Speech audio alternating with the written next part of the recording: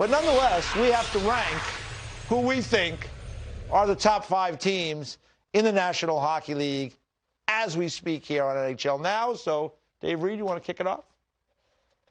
With top teams, top bottom 5. teams, top where are we 5, going here? baby. All righty, here we go. All Come right. on, there's a nice. I'm going to start at 5. Nice-looking fella. That was maybe a younger days. Let's start with the Minnesota Wild. The Minnesota Wild have been on a roll. They've been playing extremely well. Yeah, they hit a little speed bump with St. Louis, but I'm not too worried about that. I still look at them as one of the top teams, the way they're pushing from goaltending on out. Florida Panthers.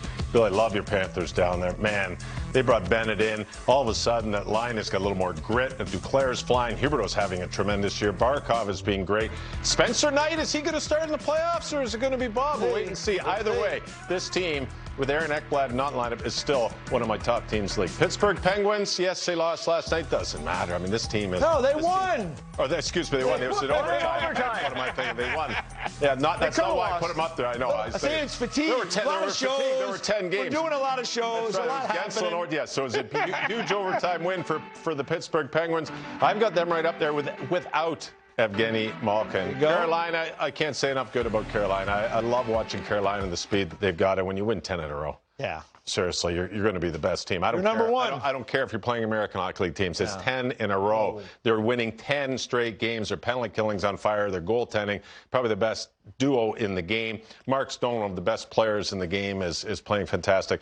Vegas is on a big-time roll. And right now, I've got them as the top team, and I don't see that changing probably to the end of the season. All right, Billy. I'm going to start with number 1. All right, I'm going to go right from the top.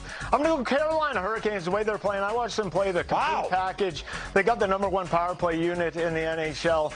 They go after teams, and what surprised me most is the goaltending's held up this year with 3 goaltenders, and they've used all 3 of them. Looks like Nedeljkovic might be the best one of them all. He's risen to the top, so they're number 1 because of what they've been able to do, and their goaltending has stood out. The Vegas Golden Knights 10-game winning streak, the biggest team in the NHL height-wise and size-wise. But what's impressive, they're one of the best skating teams in the NHL, and Dave Reid showed that penalty-killing tape. So you have to put them in there with that 10-game winning streak. The Colorado Avalanche, they're going to get healthy, they're going to get bodies back, and they're going to be right there pressing the Vegas Golden Knights. They're a capable team. The Toronto Maple Leafs in the North, everyone discounts that North Division.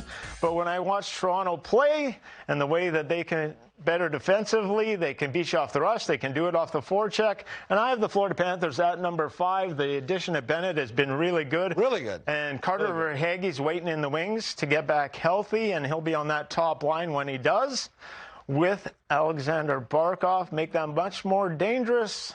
Bobrovsky's starting in net once the playoffs get going. All right. Well, listen, those were good. They were pretty good. Here we go. Yes. But let's get to what the accurate up to the minute. Now, here's a young guy that really knew what's going on outside. Hey, did Dan Rosen call you and tell you that this is how it should go now? That is no, come on, Dan Rosen. I don't pay attention. Is that from 1960 or is that? No, a little bit later than that. A little bit later than that at the Nassau Coliseum, I might add. And but here you go. Here's the accurate up to the minute list. Thank you, Billy. Vegas Golden Knights. I got to agree with you, Reader. I mean, you win 10 in a row, you got to be number 1. Love the Hurricanes. I think we both have, all 3 of us agree that those are the top 2, it seems like. After that, I got the Lightning at 3. They've been playing better lately. They've won 4 in a row in a very tough division, so I got them at 3. Penguins and Capitals last night. I was thinking of putting the Blues in because they've won 4 in a row, and they're starting to kick in, and I like to give credit to the teams that are hot and I think are playing some good hockey. But I couldn't differentiate with the Penguins and the Capitals because they played that game last night. And went Tom Wilson with the goal late to tie it, Gensel with the goal in overtime. So I gave Pittsburgh the slight advantage because they won in OT, Washington at 5. So there they are, right up to the minute. No love for Canada from either. No, Toronto, you see them all the time? I've got them. That's the problem. He sees them all the time. I see them all the time. I like them. I've got them on the bottom. Right now, I would say that any of those 5 teams would probably beat the Leafs. And not that the Leafs haven't played better over the course of the Leafs aren't on top of their game right now. So I don't have them in my power rankings as one of the top 5. Right. You've got to. I look at the power rankings. It's like right now, and I think the top 5 teams are there. I don't think the Leafs are there, and Jets aren't. Edmonton, I think might even be playing better than the Leafs right now. So no love for the North. Well, not this week. Not this week. Not this week. 2 weeks ago. 2 weeks ago. 2 weeks ago.